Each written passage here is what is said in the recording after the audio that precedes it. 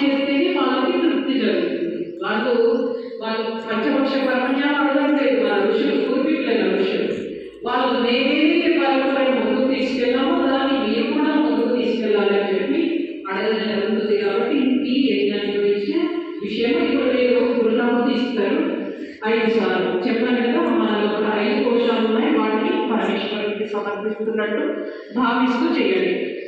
ఓం ఐం